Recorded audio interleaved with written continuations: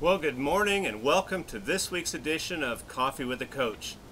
You know, it's fall, the leaves are coming down, and that always signals the end of football season, at least on the high school level. And my son's team finally had their last game last week, and their season is over. But you know, it was very interesting. As I look back through the year, I observed some very interesting things. On the rare occasions I actually was in town, I was kind of running the carpool with Dustin and a couple of his friends, and I would always get to practice toward the end. And it was long practices, about 2 hours each, but at the end of each practice, all of the running backs walked over to a separate part of the field. They strapped on this big heavy iron sled, and then they would run 40-yard sprints holding two weighted footballs, kind of like medicine balls shaped like footballs. And they did this over and over for probably about 20 more minutes after practice. And you know, that really helped because the team went unbeaten. These running backs just ran over everybody. But you know, toward the end of the season, we got an email from the coach saying there was a lot of players that weren't going to be able to finish the season, and those two running backs were some of those players. You see, the problem was they were putting so much effort into their football skills, they neglected their studies, failed a couple of classes, and were kicked off the team. Really kind of a sad ending to what would have been a great season for them. And it got me thinking, I wonder if all of us would take a better look at what we do and really determine, are we being well-rounded? You know, these two guys were excellent football players, but when it came to studying and classroom work, they kind of fell off the map. And as I look around at what I do for a living, I see lots of different managers and lots of different companies that have one or two really good skills, but in some of the other ones, they really don't put in the time.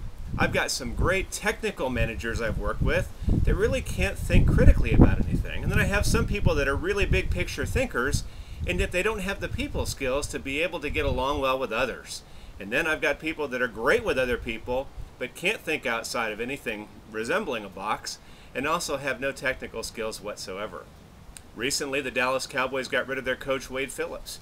The guy was a great people person, but couldn't crack down on players that really needed some discipline. You can go to any other field and find the same thing. We've had presidents of the United States that were really good in one aspect of their presidency, but in the other ones they didn't do very well. It ultimately leads to them getting voted out of office.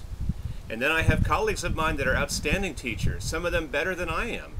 And yet the challenge they face is they don't know how to market themselves. They don't have enough work because they haven't learned how to market.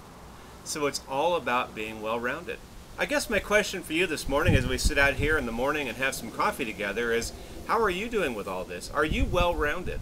Are you someone that takes the time to learn new stuff, hone the skills you've already got, and then start thinking strategically about what you want to do? If you're not, you may come up short in what you're doing. All of us really are paid according to how much value we add. And the more we can work to add value to ourselves, the more we can add value to our companies, to our clients, and maybe even to our families.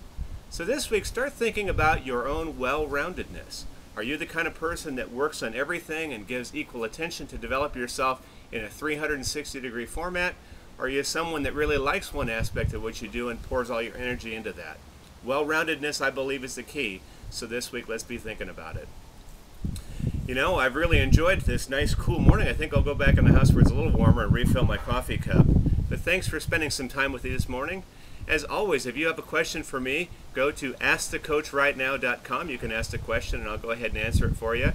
You can always call me at 281-8-COACH-8 or email me at coach@contactmycoach.com.